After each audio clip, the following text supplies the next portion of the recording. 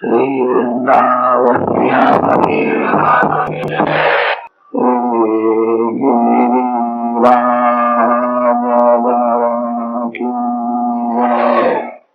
द्वारिकाधीश की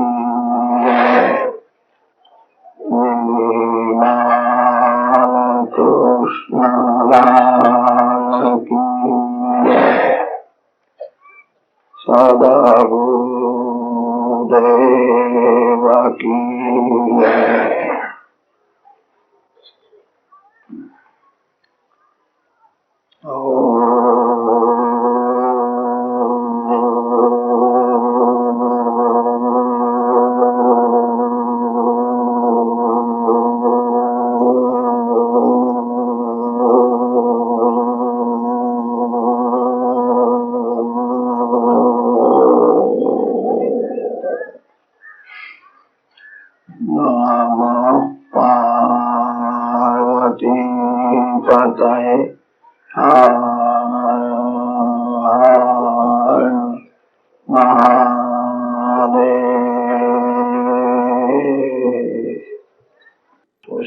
सुखदेव जी महाराज की नमो भगवते वासुदेवाय।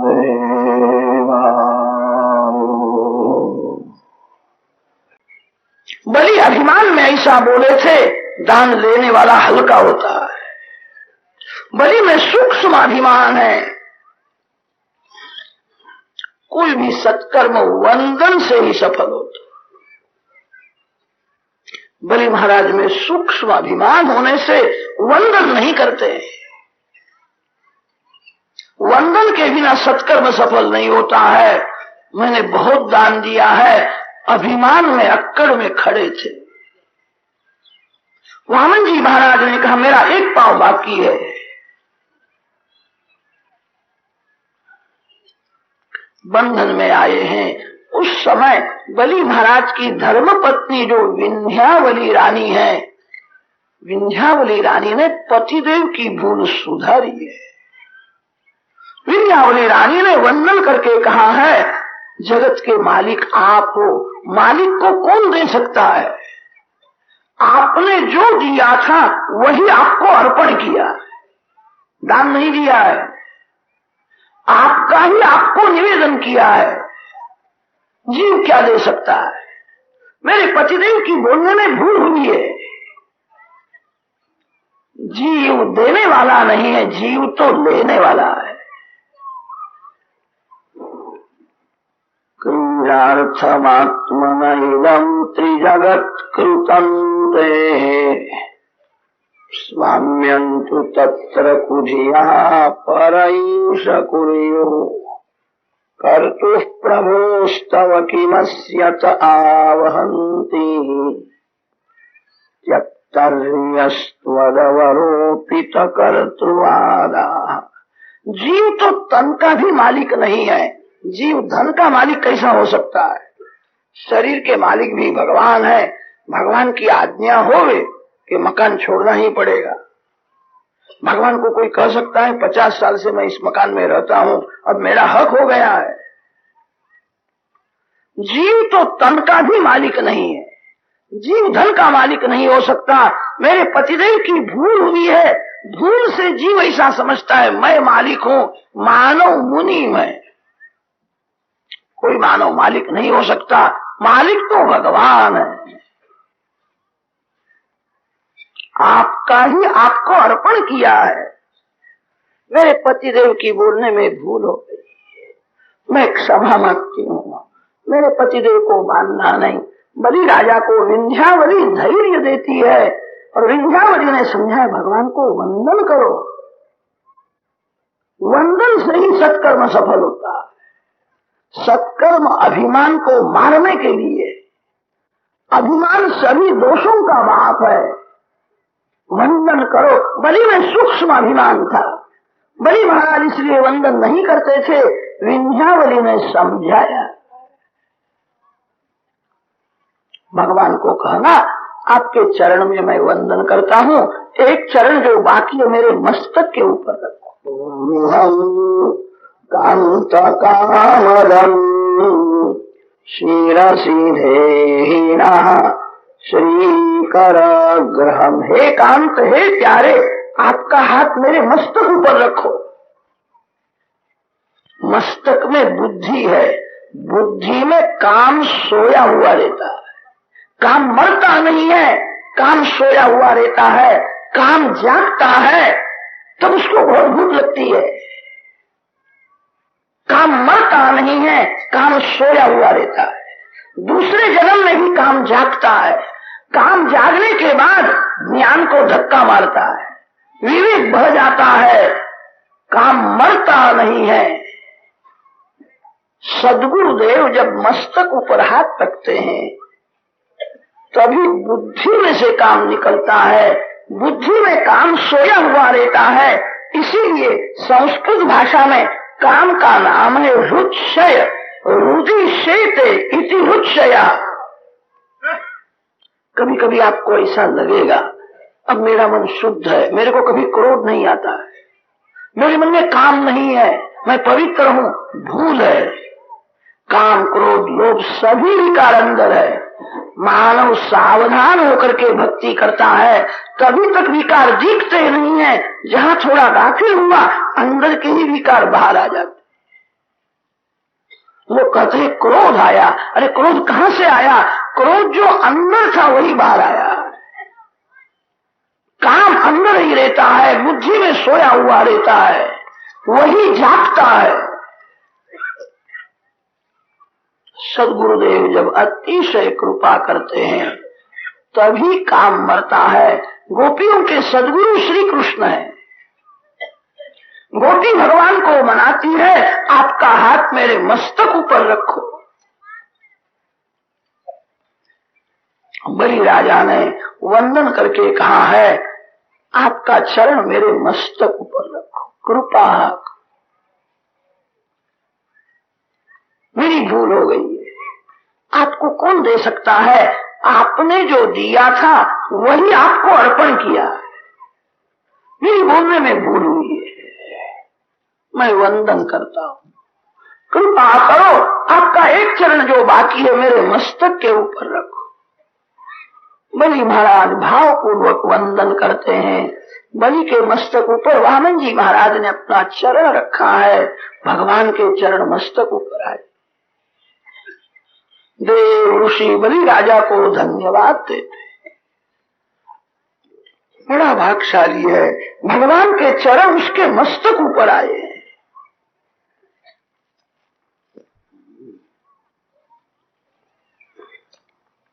भगवान ने कृतार्थ किया।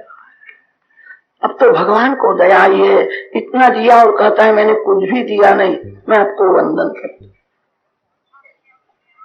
तन, मन और धन से जो भगवान की सेवा स्मरण करता हुआ तन्मय हो जाता है, भगवान उसको अपने स्वरूप का दान करते हैं। अब मैं तेरा हो गया, मैं तेरे आधीन हुआ हूँ। स्वर्ग का राज देवों को मैंने दिया है, पाताल का राज आपको देता हूँ। आपके द्वार में आज से मैं खड़ा रहूं। बलि महाराज पाताल में जाते हैं, प्रत्येक द्वार में चतुर्भुज नारायण विराजमान। तन मन धन से सेवा स्मरण करता हुआ जो तन्मय होता है, उसके द्वार में भगवान विराजते हैं। शरीर ही जीवात्मा का घर है, इंद्रिय द्वार है। आंख में श्री कृष्ण को रखो, कान में श्री कृष्ण को रखो, मुख में श्री कृष्ण, मन में श्री कृष्ण। मानव जिस इंद्रिय से भक्ति नहीं करता उसी इंद्रिय में से काम अंदर घुस जाता है। काम बड़ा बलवान है, काम अंदर आवे ही नहीं। काम अंदर आने के बाद ज्ञान टिकता ही नहीं है। काम अंदर आने के बाद शक्ति का विनाश करके ही बाहर जाता है। ऐसा सादा और सात्विक जीवन होना चाहिए, काम अंदर आवे ही नहीं। मानव जिस इंद्रिय से भक्ति नहीं करता उस इंद्रिय से काम अंदर घुस जाता है। इंद्रिय द्वार में भगवान को रखो। मानव जिस इंद्रिय से भक्ति नहीं करता उस इंद्रिय से पाप होता है। बलि राजा के द्वार में भगवान विराजमान है। पाताल में बलि महाराज गए, जहां नजर जाती है वहां नारायण है। आंख से दर्शन करते हैं, कान से कृष्ण कथा सुनते हैं, जीभ से जप करते हैं, मन से नारायण का ध्यान करते हैं। कृष्णम नारायणम वंदे, कृष्णम वंदे पृथासुतम, कृष्णम द्वैपायनम वंदे, कृष्णम वंदे व्रजप्रियम। प्रत्येक द्वार में भगवान है। कैसा आनंद है। स्वर्ग से भी आनंद मेरे को भगवान ने ज्यादा दिया। देवों को स्वर्ग का राज मिला, देव सुखी हुए। बलि महाराज को नारायण का दर्शन होता है, बलि राजा भी सुखी हुआ है, सभी को तो आनंद हुआ है। वैकुंठ धाम में माता लक्ष्मी जी को शांति नहीं है। माता जी अकेली है, माता जी को ठीक लगता नहीं, प्रभु कब आवेंगे। माता जी ने एक बार नारद जी को पूछा था, नारद तू जानता है भगवान कहाँ विराजते? नारद जी ने हाथ जोड़ करके कहा, माता जी मैंने ऐसा सुना है, बलि राजा के यहाँ दान देने के लिए गए थे, वो बलि के बंधन में है, हाथ में डंडा लेकर दान में खड़े रहते, बलि के अधीन हो गए, सर्वस्व का दान लिया है कि वैकुंठ में कब आवेंगे। अब तो कब आवेंगे मैं क्या कहूं, बलि के अधीन। बलि राजा रजा देवे तो ही आ सकते, नहीं तो आना मुश्किल है। लक्ष्मी जी ने युक्ति की है, ब्राह्मण पत्नी का वेश धारण किया, बहुत सादा श्रृंगार है।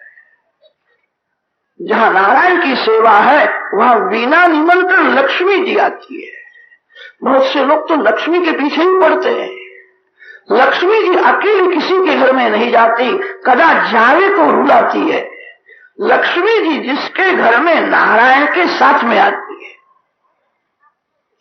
उसी को शांति मिलती है। अकेली लक्ष्मी आवे तो रुलाती है।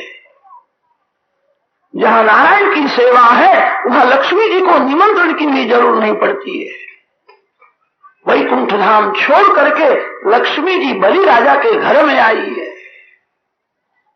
बलि महाराज पहचान सके नहीं। बलि राजा को ऐसा हुआ कोई गरीब ब्राह्मण की पत्नी कुछ मांगने के लिए आई है। बलि राजा ने कहा है क्या इच्छा है, क्यों आई? लक्ष्मी जी ने कहा मैं एक ब्राह्मण की पत्नी हूं, मेरे को माता पिता नहीं है और मेरे को कोई भाई भी नहीं। मैंने ऐसा सुना है राजा बलि को कोई बहन नहीं है, तू मेरा धर्म का भाई हो जा, मैं तेरी बहन होने के लिए आई। बलि राजा को आश्चर्य हुआ, कैसा बोलती है। माता जी श्रृंगार भले न करे, उनका तेज कहां जाए, साक्षात महालक्ष्मी। बलि राजा को आश्चर्य होता है कि कोई साधारण स्त्री में लक्ष्मी के जैसी लगती। बलि राजा ने वंदन किया है और बलि राजा ने कहा आज से मैं आपका छोटा भाई हो गए, आप बड़ी बहन हो, यही आपका पियर है, यही रहो, संकोच करना नहीं, ये सब आपका ही है, यही रहो। बलि के घर में लक्ष्मी जी विराजमान है। माता जी आई तभी से सभी लोग अति सुखी हुए। किसी के घर में झगड़ा नहीं, किसी को बुखार आता नहीं, कोई गरीब नहीं, सभी लोग अति सुखी हुए हैं। साक्षात महालक्ष्मी आई, सभी को तो आनंद है। माता जी को शांति नहीं है, मेरे मालिक हाथ में डंडा लिए खड़े रहते हैं। बंधन में आए हैं, उनको बंधन में से छुड़ाना है।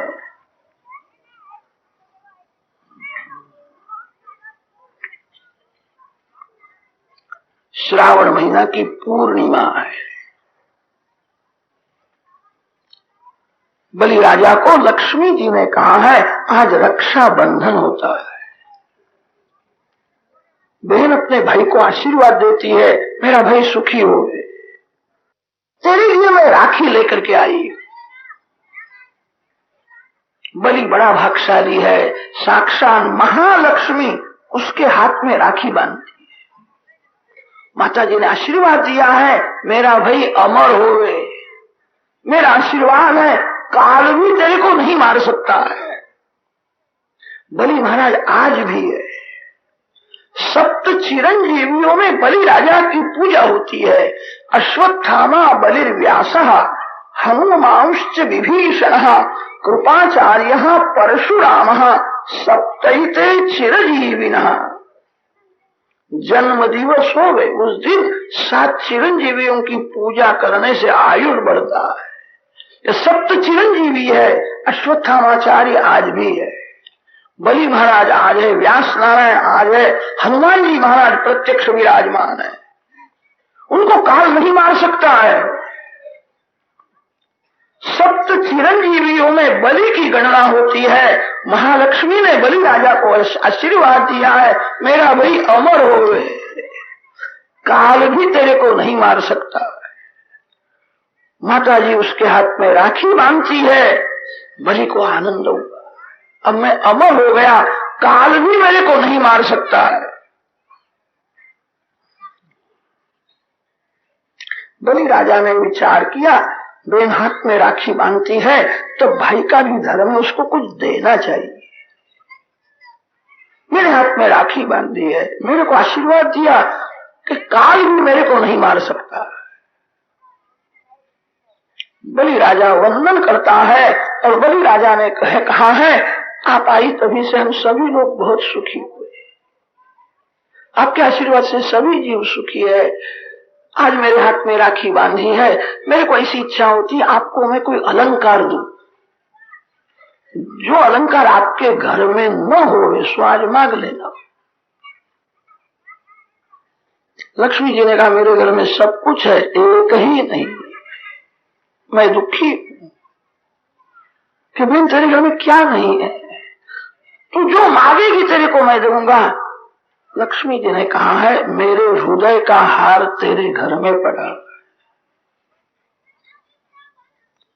बलि महाराज पहचान सकने क्या बोलती है, आपके हृदय का हार मेरे घर में है, मैं समझता नहीं। बलि महाराज जानते नहीं ये लक्ष्मी जी है, साक्षात चतुर्भुज रूप से लक्ष्मी नारायण प्रकट। बलि राजा ने लक्ष्मी नारायण की पूजा की है। लक्ष्मी जी ने कहा है भगवान को तेरे बंधन में से छू। बलि राजा को तब ज्ञान हुआ है तो साक्षात महालक्ष्मी, मैं पहचान सका नहीं, जगत की माँ है, मैं उसको बहन बहन कहता था, मेरे हाथ में राखी बांधी है, मेरी भूल हो गई। बलि महाराज वारंवार वंदन करता है अपराध की क्षमा करो। लक्ष्मी जी ने आशीर्वाद, तेरा कोई अपराध नहीं है, मेरे मालिक को मैं छुड़ाने के लिए आई थी। नारायण को बलि के बंधन में से छुड़ा करके माता महालक्ष्मी जी वैकुंठ धाम में। वामन जी का चरित्र दिव्य है। पितृतिथि होवे उस दिन वामन चरित्र की कथा सुनने से पितृ बहुत प्रसन्न हो जाते। क्रियमाणे कर्मणि दये पित्र्ये क्षमांसे यत्र यत्रानुकीर्तेत तत्तेषां सुकृतं विदुः। 23वें अध्याय में वामन चरित्र की समाप्ति की है। अष्टम स्कंध का अंतिम अध्याय 24वां है, उसमें मत्स्य नारायण की कथा आती है। परीक्षित राजा का प्रश्न है मत्स्य नारायण की कथा सुनने की इच्छा है। दक्षिण भारत में त्रिवेंद्रम है, वहां कृतमाला नदी है, कृतमाला नदी के किनारे मत्स्य नारायण प्रकट हुए। सत्यव्रत मनु महाराज वहां राज्य करते थे, उनके हाथ में मत्स्य नारायण आए हैं। जो सत्य के साथ स्नेह करता है, जो सर्वकाल सत्कर्म करता है, उसके हाथ में भगवान आते हैं। मानो सत्कर्म करे तो लक्ष्मी उसके हाथ में आवे तो क्या आश्चर्य है। लक्ष्मी पति भी हाथ में आते हैं। कर मध्य तु गोविंद प्रभाते कर दर्शनम।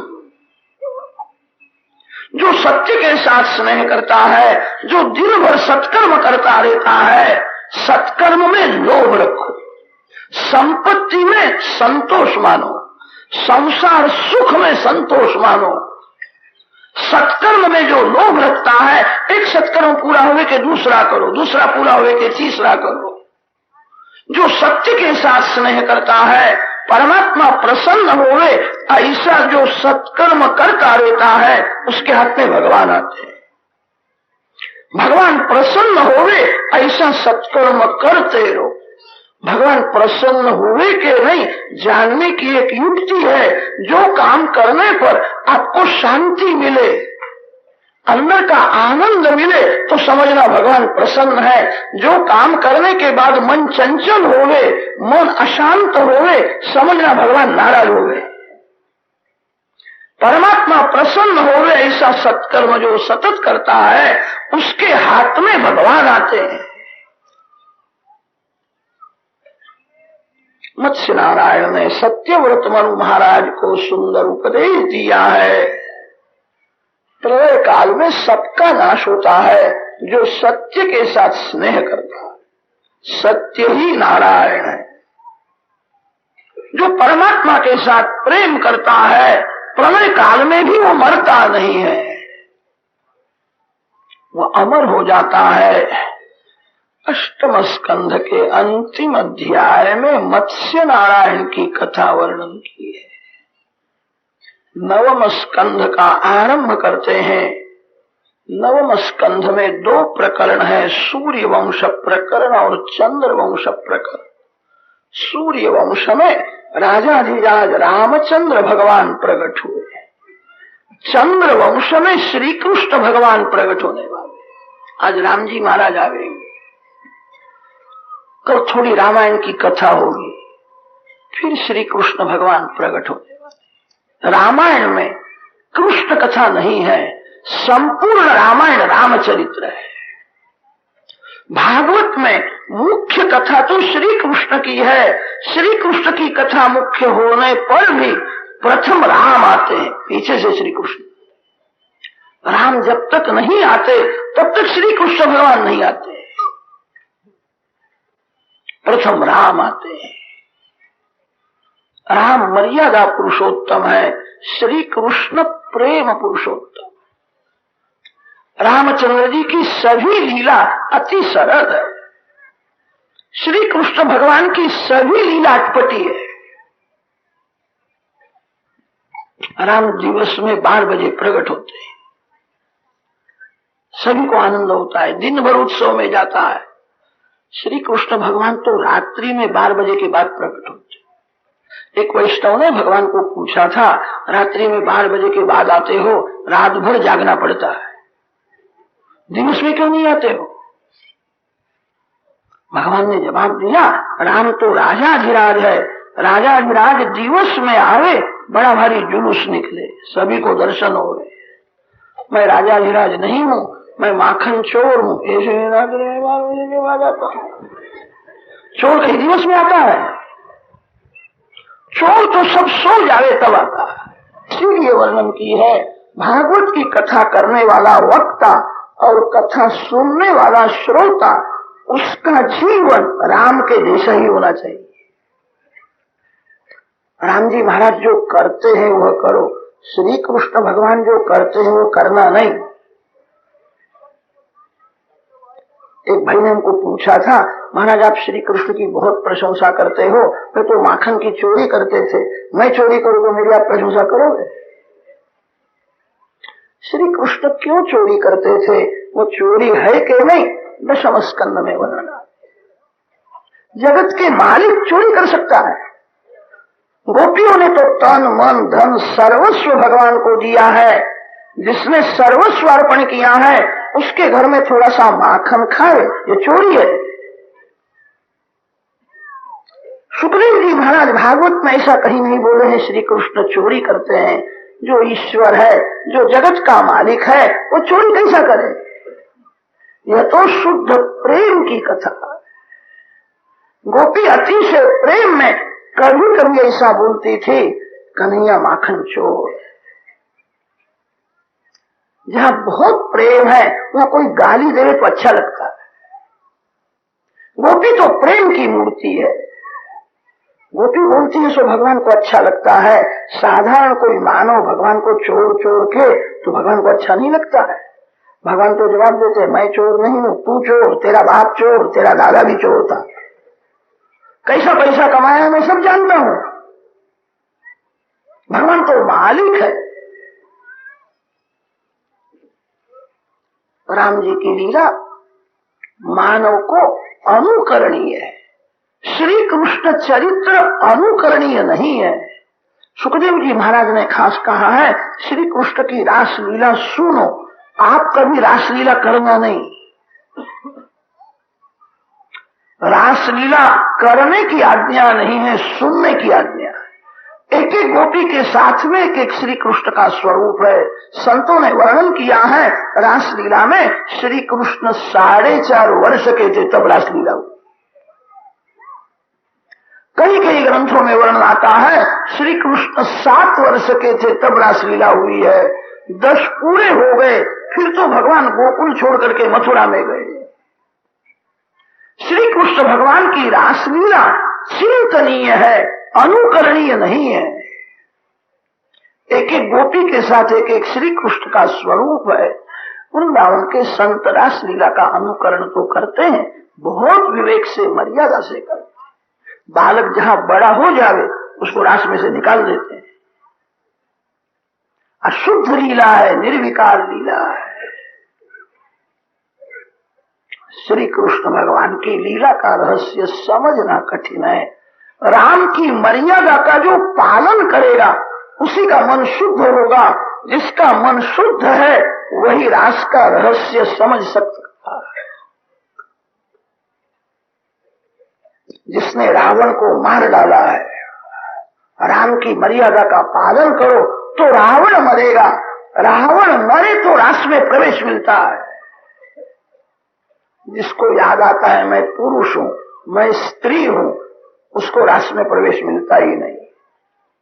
स्त्रीत्व पुरुषत्व की जब पूर्ण विस्मृति होती है, देह भाव मर जाता है तो गोपी भाव जाता है। रास में किसी स्त्री को प्रवेश नहीं है, रास में किसी पुरुष को प्रवेश नहीं है। स्त्रीत्व पुरुषत्व की जब विस्मृति होती है, देह भाव जब मर जाता है तो गोपी भाव जागता है। साधारण मानव यह कथा करने के लिए लायक नहीं है, साधारण मानव सुनने के लिए भी लायक नहीं।